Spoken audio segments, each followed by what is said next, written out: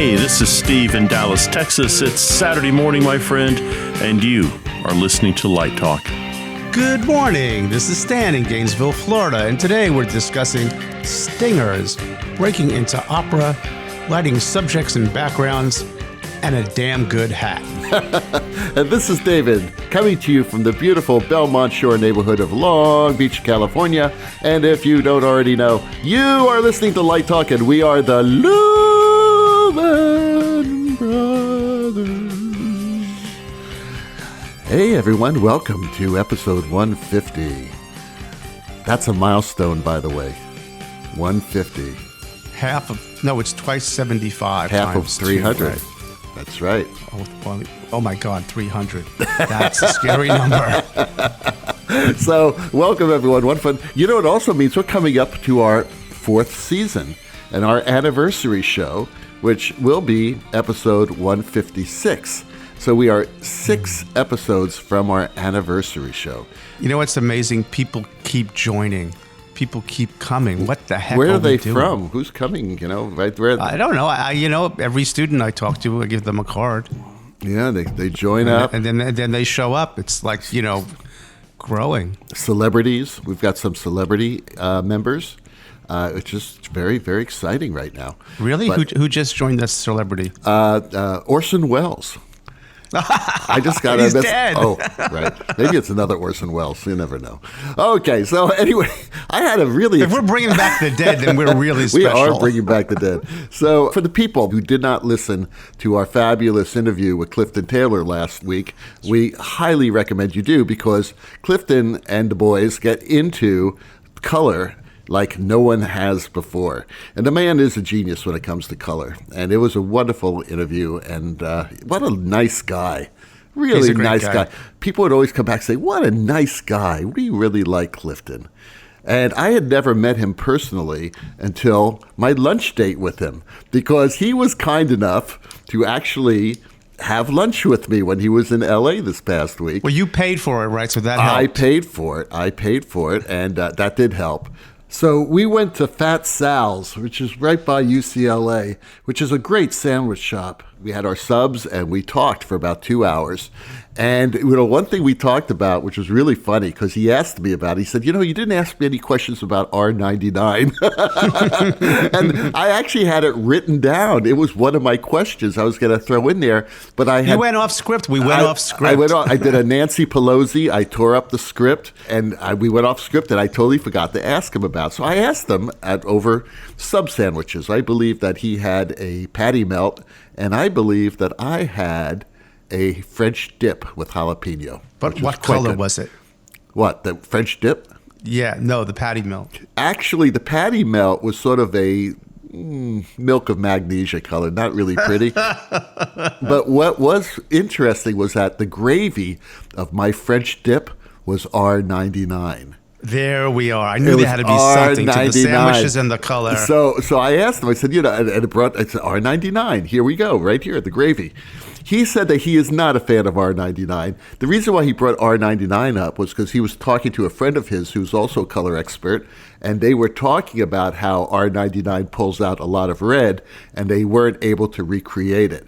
So it had nothing to do like, oh yeah, we got to have this color, And it was just I didn't the fact think that, so. Yeah, it seems so. It was bizarre. maybe more like a challenge. Like, could you create a brownish color, gel with the new mix book? I think that's where it was coming from. Yeah. Which is sort of it tries to do it. I tried it. It does it. Does it recreate 869, the old Roscoe color? I don't think it has the old Roscoe leans in it. That's the one downside to that mix book, is it's only Roscoe products right now. Oh, okay. And I don't think it has. I don't think it has the old Lux, the old lean. You're talking about Roscoe lean. Roscoe Yep. lean. Yeah. Roscoe lean. Yeah. And the thing about Roscoe lean was that it had a thickness to it, and that particular color was like fluorescent on the outside. Yeah, it was sort of like lime, Yeah, it was beautiful. It was beautiful. But anyway, I had a wonderful, wonderful time with Clifton, and he did this beautiful show here at Royce Hall at UCLA, a dance piece. Anyway, thank you, Clifton, once again. So let's get started with the show. Again, episode 150, and Steve has our first listener question. And it comes all the way from Vancouver. Natalie writes, what is a stinger? All right, so there are two types of stingers that I know of. There might be more. Well, there's a two. missile, and then there's a problem you have with your nerve. If you it's a football injury. If you land on your nerve wrong, that you get this stinger. They call it a stinger. Is that what you're talking about, Steve? These two types of stingers? No, I'm talking about if you get your rigging incorrect, you need a rigging. stinger. Yes. So a chain motor has a standard length of chain to it, unless you ask for a different length. And sometimes that length is not long enough to get to your point. So it's a length of steel cable, and it's used to extend a motor chain to reach the overhead suspension point. So that's one type of stinger. The other type of stinger, which is probably what you're asking about, is in the electrical department. And a stinger is usually 15, 20, 25 feet long. It can be up to 50 feet long. The thing about a stinger is, think extension cord. But it has a standard Edison connector on it. You can upgrade that to a Hubble connector. But a stinger is a 12-3 cable, extension cord. It has an Edison connector on it. It's made out of 12-3 wire. And that's kind of interesting because the Edison connector won't carry the load that's capable of the cable. But anyhow, that's a stinger. A stinger is simply an extension cable that handles a 15-amp load. Yeah, I never heard that term before. I just learned something. Yeah, well, this program is here to teach ourselves new things as well. We never stop learning. Yeah, the only stingers I knew were the ones that I brought up earlier. But I thought they were the things on bumblebees or on those manta rays that swim around the Florida coastline. They have stingers on them. Oh, yes. Well, I don't understand that because David is a musician and you had a polyester leisure suit and went to Club 54. A stinger is also brandy and a white cream de mint. So it's you don't always have to drink Black Russians. You see, I was just stuck on White Russians. I mean, I'm a teetotaler. Yeah. Ruthie in the UK writes, I want to break into opera design. How did you? Well, I think opera was always destined for me. I didn't break into it. It was just because I was always a musical theater person. There are several things you need to look at. First of all, you got to love music. And I always loved music. As everyone knows, I would start out as a composer, and then I moved into lighting at school. But I did mostly lighting designs for musicals when I was an undergraduate, because that's all we did at school. We did a few plays and a lot of musicals. So it was just a natural thing for me. So it was just a matter of doing a lot of musicals, doing a lot of plays with music in it, that sort of thing. So you need to have that connection. And if you love music already, then there's no reason why you shouldn't do it. And this is actually a good point for people who are looking to go to schools. Find out what type of season they do. That's one of the first things you should ask Stan Kay or Steve Woods when you're talking to them about their graduate programs. Because if you want to do musicals and you love music, make sure they have those opportunities for you to do them. Or if you love opera, make sure that you have the opportunities to do opera. Or if you hate musicals, make sure they're not doing just musicals. Find a genre that you like, that you really enjoy doing, because chances are that's going to be the beginning of your journey into the opera world. It just happened that I went to the University of Miami, and we just did all musicals, and also I was a music major there as well, so it all worked out for me. Then the next thing you should do is you should learn opera. You should actually go to operas. If you're in a major city or even a medium-sized city, chances are they have an opera company, and you should go ahead and attend some operas. Certainly listen to them or buy DVDs. There are a lot of DVDs operas. Actually, several of my operas are out on DVD.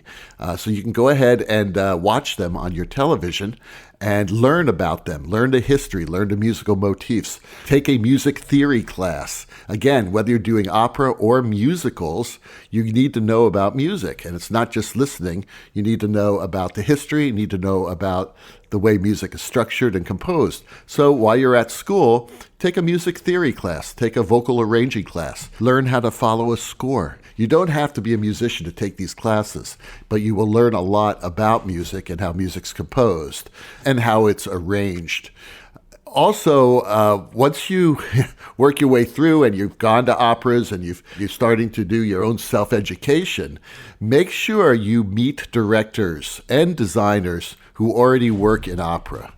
This is really important because once you start networking out, you want to network into an area of the business that you're interested in. For instance, if you love doing award shows, or you want to do the Tonys, or you want to do the Academy Awards, find some designers who actually work in that field, and then you go meet them. Maybe you'll meet them at LDI or USITT or something like that. Or they come into town and you meet them when they're in town.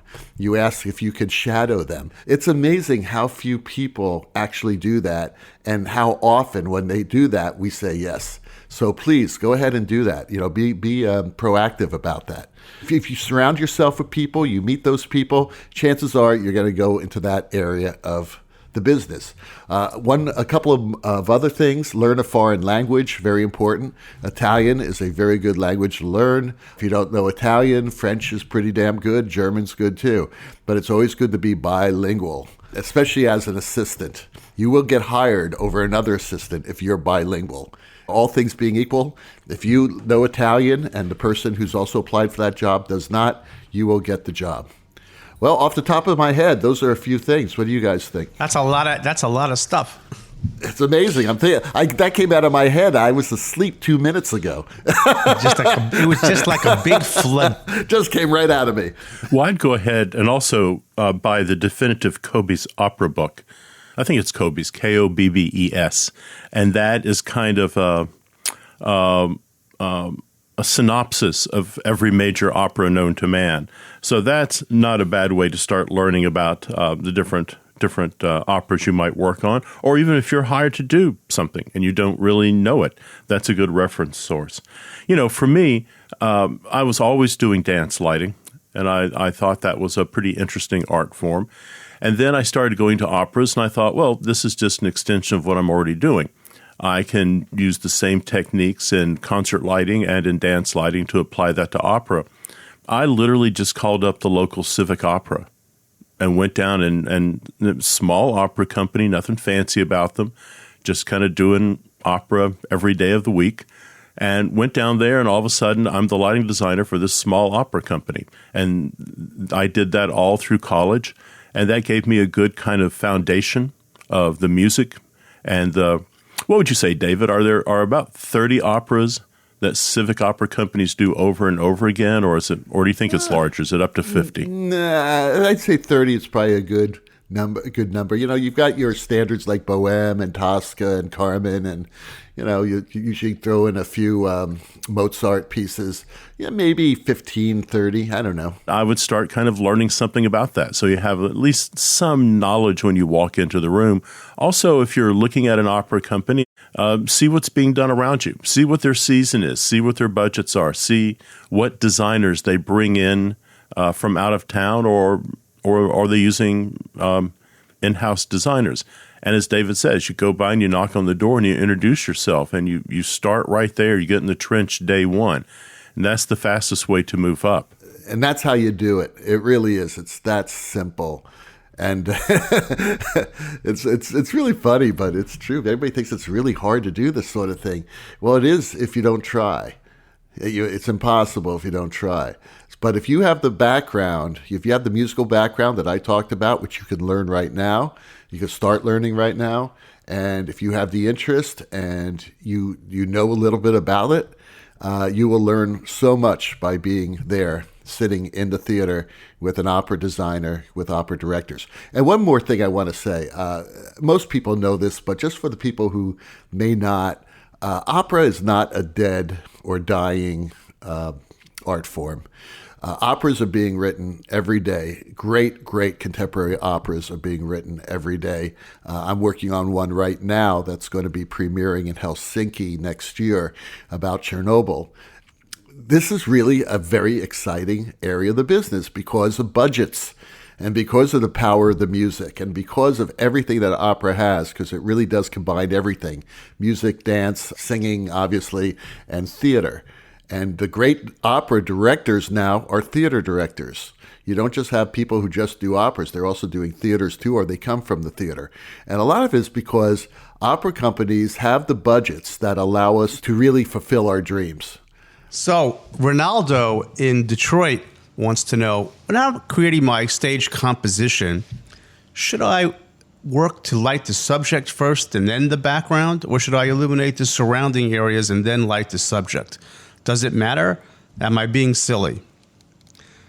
Well, I don't know if you're being silly, but I wonder about this too sometimes, about where to start, right? And if ultimately the goal is to have a balanced image or to have a subject being the emphasis of the composition, you sort of have to keep going back and forth between all of them until you're satisfied. And I guess when I was coming up, we used to be taught to start upstage, light the psych first, then work your way downstage, do the back light, then the side light, then fill in with the front light.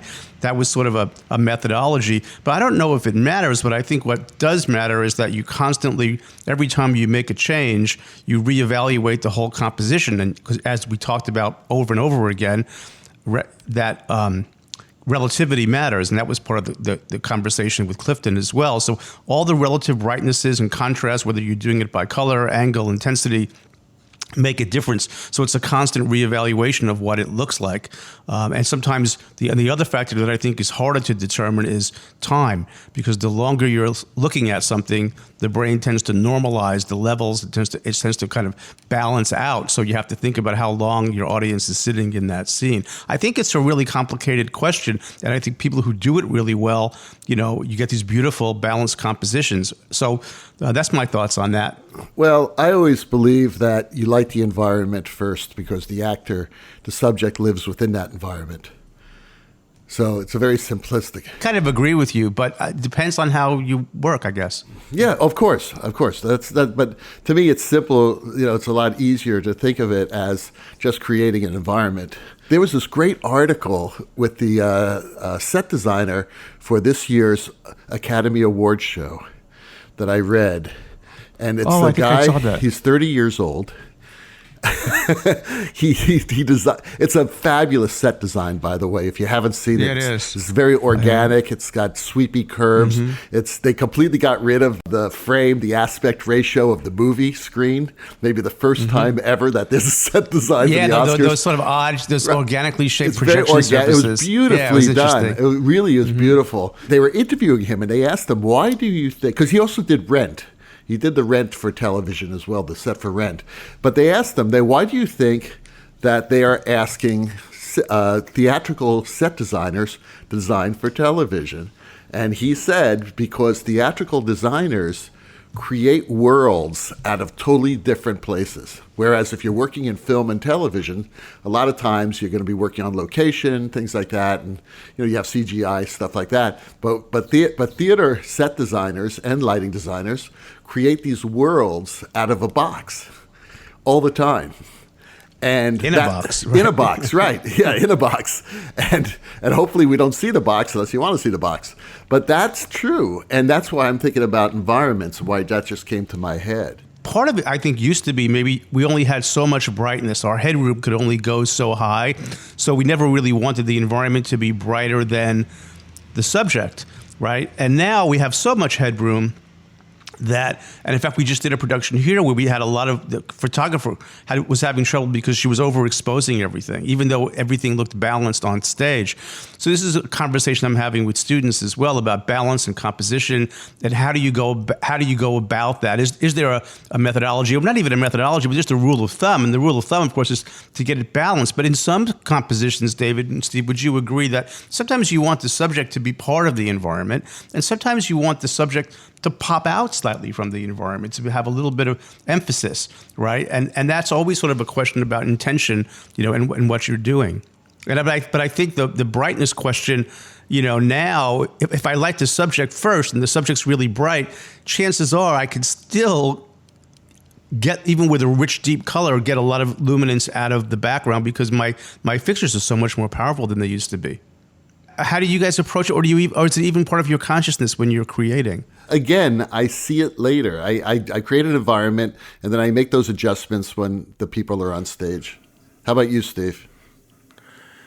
I just want to say, as you two fumble the football back and forth, Rugby. for our dear listeners who actually look at our Facebook page, that is Jason Sherwood. Jason Thank Sherwood you, is Jason Sherwood. Yes. and not only is it Jason Sherwood, it's Jason 30 years old Sherwood. Well, I said 30 years old. I do know how old he was. Because he's half my age. Actually, he's less than half my age. And it's pretty pathetic.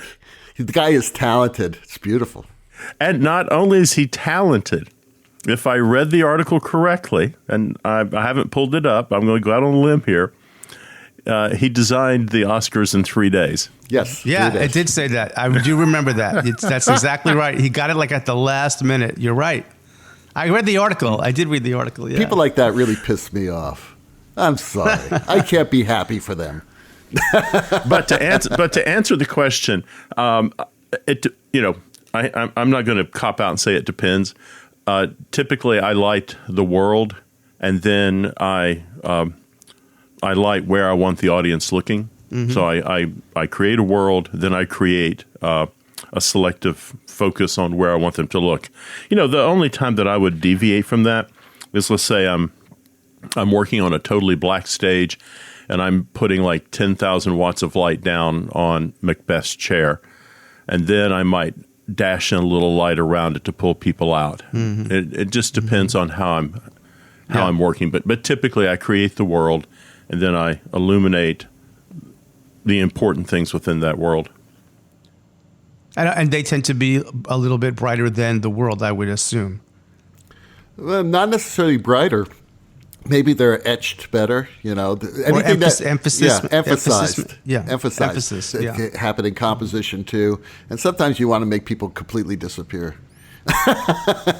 Well, right. And sometimes we don't want that, or sometimes an actor can't find their light. Or does it matter? Does it matter about what they're when they're dressed in dark clothing, or the skin tone is different? All of those play a factor, right? That's right. When I'm doing concerts, I work differently. Let's hear that. I'm only going to give you one tip. When I do a concert, I light the big finale, the big payoff moment first, and then I work backwards out of there. Because that will be the brightest or the most intensive to do, or why, Steve? No, because it is the biggest moment in the show. So I don't want to all of a sudden have the biggest moment halfway through the song and then go, whoops, where do I go from here? Right. So typically I light the biggest moment and work back. Cool. Well, you are listening to Light Talk with the Lumen Brothers, and Light Talk is sponsored by LightMix from General Grills. You just finished a marathon 8-hour focus call, and you have only a few minutes to throw some cues into the board before tonight's rehearsal. Your energy is at a low, and there is no time for dinner. But your trusty assistant forgot to buy tech table goodies for this session, and you are ready to start eating your headset. There is no way to make it through another 10 minutes without some nourishment. What are you going to do? Well, folks, necessity is truly the mother of invention. While you were suffering from severe intestinal distress, your trusty second assistant started hunting for something, anything, to satisfy your raging hunger. What she found lying in those dusty, chemical-polluted corners of the theater has now become a new theatrical Epicurean sensation. LightMix. LightMix is the new theatrical treat specifically made for those moments of severe appetite distress. The ingredients of LightMix comes from typical backstage flotsam and jetsam. Working with local theater cleaning crews, the folks at General Grills collect semi-edible items from all parts of the theater. Don't worry, all ingredients are thoroughly disinfected by traveling through our patented Lysol conveyor system. Yes, even the tidbits collected from the floor of the male chorus dressing room are safe to digest. Every now and then you may discover small strips of gaffer's tape peeled off of the bottom of a carpenter's work boots. Don't worry, our special tape choppers will cut them into small semi-digestible pieces. Ingredients include tiny little donut crumbs from the prop room, spilled coffee grinds from the break room, and mystery Velcro chunks from the quick change booth. Yum! And don't miss those rare bits of semi-digested food props. But look carefully. Like those caramel-coated peanuts in a box of Cracker Jacks, there may only be one or two of them. And just like Cracker Jacks, LightMix comes with a very special surprise in every box. Who knows? You may find one of Bette Midler's rhinestones lodged between your teeth. At the bottom of every box, you'll find a piece of tie line, perfect for that post-snack flossing. And LightMix will keep you satisfied for hours. You'll enjoy burping up chunks of styrofoam throughout the rehearsal. So the next time you find yourself in such dire straits, make sure you have a box of LightMix in your toolbox. It may seem gross, but after standing for 8 hours on a rake focusing lights, a handful of LightMix may just taste like filet mignon. LightMix from General Grills. Your gastroenterologist will be impressed. And now, back to Light Talk.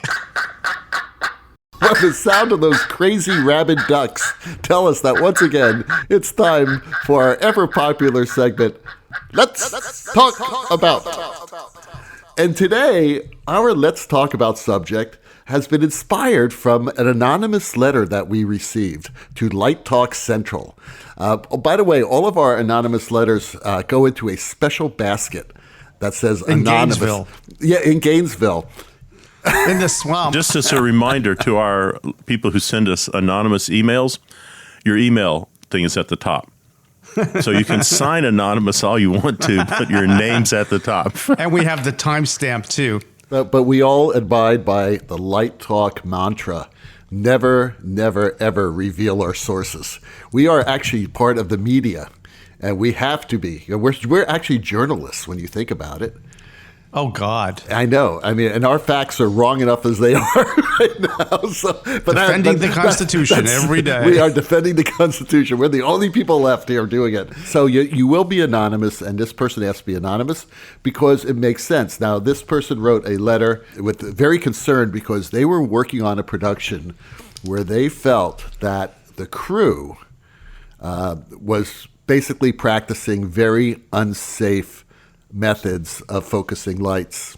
And this person asked us, how do you handle a situation when you are starting to work on a show, you may never have worked with this crew before, and you notice that the things that they are doing are unsafe? Now, one item in particular that they were concerned about, and something that, Steve, Stan, and I have separately experienced, is when someone is pushing a genie tower around and they're not using the legs at the bottom of the genie tower, or they've shortened the legs, or they put the legs on some sort of a rolling device, to make it easier to push the genie tower around during focus, which is really not a very safe practice. How do we handle that? Do we handle it? Do we say anything? Do we say, well, that's their business? I'm just going to stay away from this ladder. How do you handle a situation like that? And I think it's different between schools, educational institutions, and the profession. So I'm just going to throw it out there, Stan. Go. Let me maybe just start with a story. One time I was a student at a university, a major one, and we were at the front of house position had coves, didn't have catwalks. And in the coves, the lights hung on unistrut. So you had like a spring-loaded unistrut thing.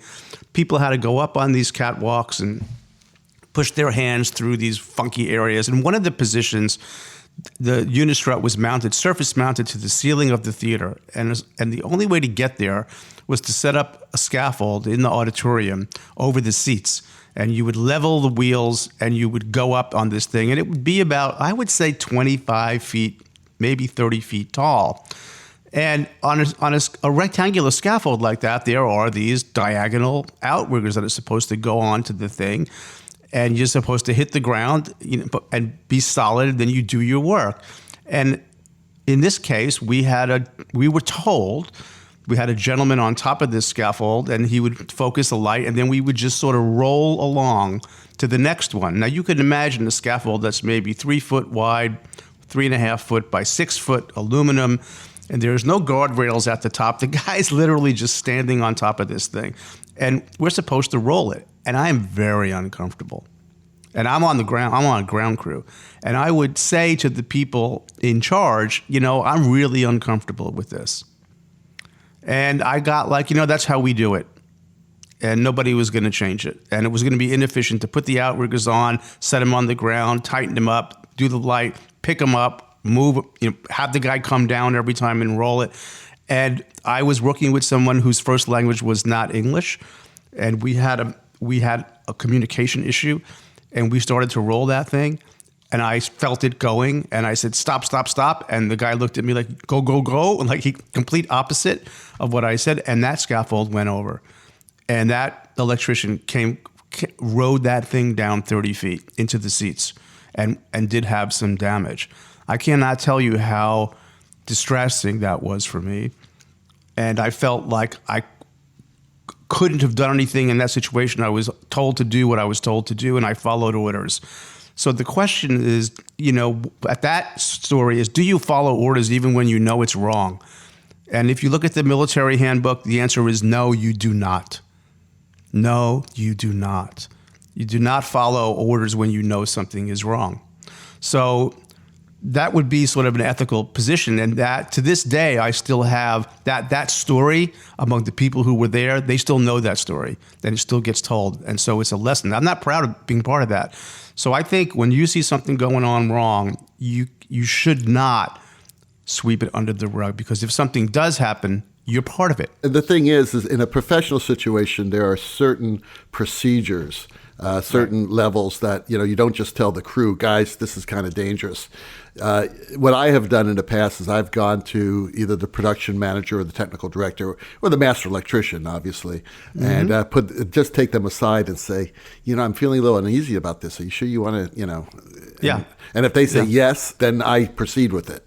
I never take it higher than that, because that's their responsibility, and I respect their own safety calls, because maybe they know something I don't. But to me, it may be unsafe. And believe me, I've worked, and I'm sure we've all worked in some very unsafe situations, especially in Europe and Italy, at the Rome Opera. I mean, I have a video that I have posted on the Light Talk Facebook page of a backstage tour of the Rome Opera, and you will see some unbelievably unsafe practices that I actually point out in the video. One of them is that a guy is on top of a 30-foot scaffolding on a rake, right? On a rake. And there's one safety line, and it's like the thickness of a tie line that's going from the railing of the scaffolding to someone sitting down on the set talking to someone else next to him. Now, he's not even looking up, right? They are cutting styrofoam with a chainsaw on stage without any safety goggles or safety masks. All the while I am focusing, and in the light I see this microscopic styrofoam dust everywhere, and it's getting into my lungs. So, you have to take care of yourself. Even though someone else is doing something in an unsafe way, you have to protect yourself, all right? And sometimes you do what I did. That's what I'm getting at. And I left. Yeah. I left. I said, I can't, you tell me when they're done doing this, and I'll come back and finish focusing the show. So you have to take care of yourself. So you have to go up the chain in the profession. How about Steve? How about you? Have you ever hit anything like this? Well, I think what you're really talking about no longer is genie safety. What you're really talking about is kind of a culture of I'm indestructible. So I will stand on the arbor and ride it up and load weights. I'll fly the arbor in out of balance and put 3 guys on it trying to manhandle it. We don't lock the legs down because that takes too much time. The rule of thumb I have is, do I want to be standing in front of the judge? Yeah, all right. Do I want to stand there and say, yes, Your Honor, I knew what was happening was wrong, but I did nothing about it.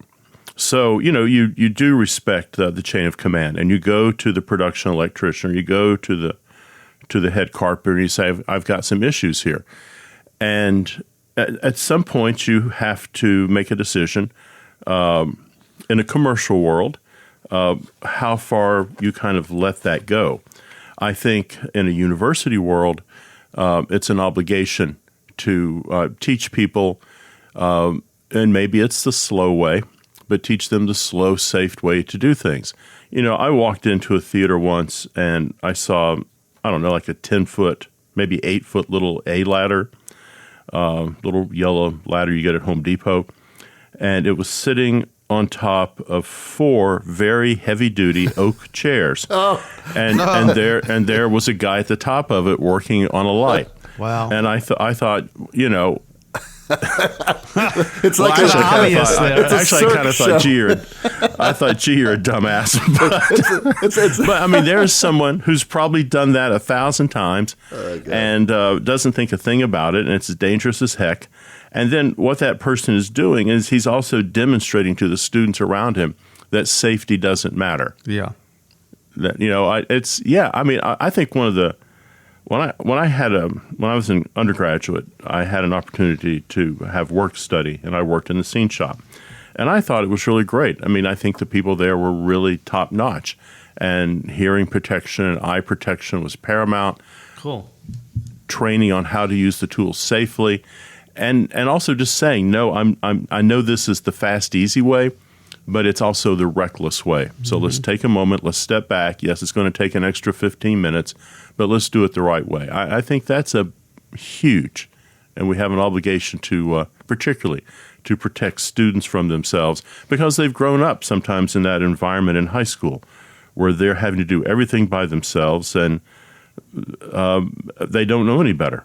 They just don't know any better. There's no villains here. But when you come to a professional stagehand, they should know better. That's right. You know, Mr. Chainsaw should know better. You know, nothing makes me madder when I'm on stage and some rigger drops cell phone. You know, what the hell's a cell phone doing in your pocket right now? You know, sorry, man, I've never dropped it before. Well, okay, well, you Only dropped takes it once. now. You know, I mean, I've dodged some shackles on stage in my life, and Wow. you know, I can understand that a little bit. But a cell phone, no, I don't understand why you have a cell phone or a walkie-talkie with you in the rigging. I must say that in a lot of organizations now, there's a new position called a safety officer.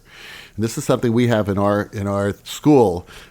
Who's We do person? too. Yeah, and I think that's a good thing. I've also seen safety officers in Italy that turn a blind eye to people cutting styrofoam with chainsaws. So there's good and bad there. Also, one more thing. I just want to say this. I think unions do help with safety because the theater is a very dangerous place. All right. Greg in New Jersey writes, Steve, he's addressing this directly to me. I see. Not to, And not, I know- not to and you, I know why. Not to Stan. Says, Steve, I'm about to light a state fair event this summer, and I want to blend in, so I bought a Western hat. Well, that was your first mistake. You're from Texas. Why do cowboy hats have curved sides? Okay, so there's two things here. It may not be too late for you to take your hat back. So just keep that in the back of your mind.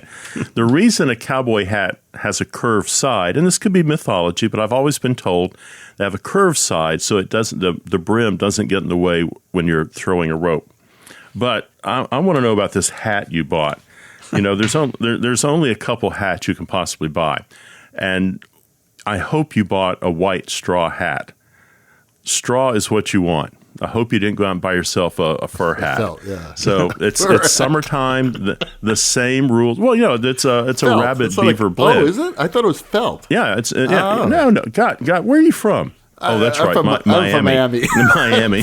So I hope you got yourself a white straw hat. Same rules apply. White Memorial Day to Labor Day. But there's something you don't know, and I just want to give you 6 fast rules for this hat that you've bought. First thing, okay, you go to do state fairs. Presumably there are other people wearing cowboy hats. Rule number 1, do not touch anyone's hat. Keep your hands off other people's hats. Number 2, do not wear your hat in the house. If you're going to wear your hat in my house, you might as well go ahead and kill the family dog while you're at it. There's nothing ruder than that. Number 3, learn how to tip your hat like a man. Don't take it off and wave it around like a hillbilly. Learn how to tip your hat. Number 4, and this confuses a lot of Yankees. And I have to say, you're from New Jersey, so you're in the Yankee category. This confuses people. When you eat, if you go to the counter, if you're down at Woolworths and you go to the counter to have yourself a slice of pie and a cup of coffee, you may leave your hat on. That is perfectly acceptable. However, if you're seated at a booth or a table, you need to take your hat off. When you take your hat off, by the way, put it crown down. That protects the brim. Number 5, in Texas, and we're strict about this, in Texas, take your damn hat off when you're dancing. Do not wear your hat on the dance floor because you'll just bump into other people with their hats on. So take your hat off. And finally, number 6, when you go to cowboy church, you can wear your hat, but you take it off when you pray. So those are the 6 kind of rules of hats. Oh, and this, I hope you didn't buy a black hat.